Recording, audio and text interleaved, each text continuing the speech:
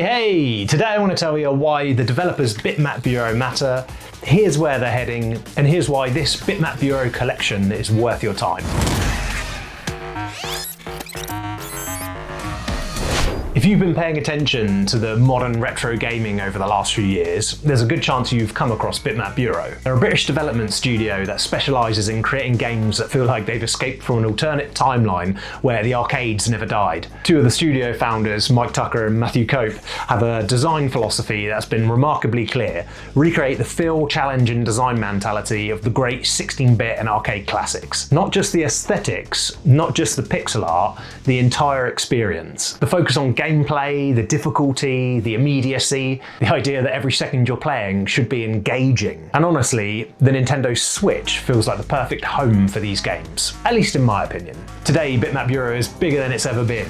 The current headline project is Terminator 2D No Fate, easily the biggest and most ambitious game yet. And what's fascinating about it is, it genuinely looks like a lost Terminator game from the 16-bit era. The kind of thing you can imagine finding on a Mega Drive or Super Nintendo shelf back in the early 90s. Of course, there's stunning pixel art, there's explosive arcade action, multiple playable characters, but the main thing is there's a huge respect for the source material. Leading the visual side of the project is legendary pixel artist Henk Niebel, serving as both artist and art director. And if that wasn't enough, we already know what's coming next: He-Man and the Master of the Universe Dragon Pearl of Destruction. This one looks to be an awesome beat-em-up game inspired by Golden Axe. Bitmap Bureau has gone from creating original retro-inspired games to becoming trusted custodians of some of these truly iconic licenses. But before Terminator and before He-Man, Bitmap Bureau built its reputation on three games that are all collected together right here in the Bitmap Bureau Collection. And what's especially interesting is that these are all original IP, the pure expressions of Bitmap Bureau's design philosophy. Three very different games, all built around the same core belief that arcade-style gameplay still matters. Let's start with the star of the show here, Xenocrisis. Xenocrisis is a twin-stick shooter that takes the DNA of Smash TV and mixes it with the atmosphere of the Aliens franchise. From the moment you start playing, it's relentless. Enemies pour onto the screen from every direction, you're constantly managing ammunition, positioning yourself carefully, and making split-second decisions just to survive. It's the kind of game that creates immediate tension. Every room feels dangerous, every victory feels earned. Visually, it's stunning. Henk's pixel art again gives the game an incredible amount of personality, from the detailed environments to the absolutely enormous boss encounters. And despite the challenge, it has that irresistible just one more run quality. What's really interesting as well is it's not a roguelite. It has that quality just because it's simply an exceptionally well-designed action game. And of course, the soundtrack that absolutely rips. The music was composed by Savage Regime, a master of the Mega Drive's YM2612 sound chip, and the result is one of the best retro-inspired soundtracks I've heard. In terms of pure energy, it genuinely reminds me of the impact that Doom 2016's soundtrack had. And an interesting point, another thing that makes Xenocrisis special, is that it didn't start life as a modern console game. It was originally developed for the Mega Drive, before eventually finding its way onto just about every platform imaginable. In a strange way, it isn't really a retro-inspired game at all, it kind of is a retro game. A modern release, but built to run on everything from the Neo Geo to the Game Boy Advance. Okay, that's Xenocrisis. Next up, let's talk about Final Vendetta. Tonally, it's a huge shift from Xenocrisis. The sci-fi horror atmosphere is gone, replaced with pure street-level attitude. But the retro spirit remains exactly the same.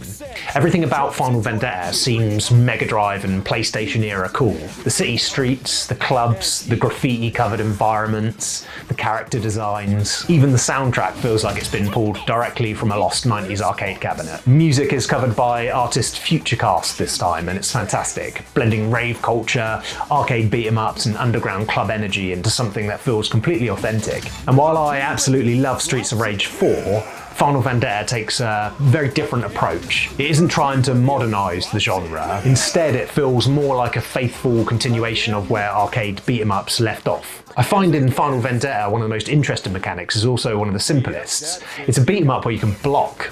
You can stand your ground and defend, which is kind of rare in this genre. It kind of doesn't sound that revolutionary, but it fundamentally changes how the game plays. Most beat-em-ups encourage constant aggression and crowd control. I think Final Vendetta asks you to think a little more carefully, to read enemy attacks, to react, to create openings. It adds a layer of skill and strategy that makes every encounter more engaging, in my opinion. Don't get me wrong though, I do love Streets of Rage 4. Once again, it feels like a game that could have been made in the 90s and somehow remained hidden until now. So by this point, a pattern's kind of emerging, right? So last up in the collection is Battle Axe. This is Bitmap Bureau's fantasy hack and slash entry. We need to talk about Henk's artwork again. Battle Axe is probably the game that best showcases why his involvement matters. He's worked on a remarkable list of classics throughout his career, games like The Misadventures of Flink on the Mega Drive, The Adventures of Lomax on the original PlayStation, the Amiga fantasy classic Lionheart, Contra 4, and even more recently the excellent Shantae series. Across multiple generations of hardware, he's been one of the defining artists in pixel art. You can trace his influence across decades of game development,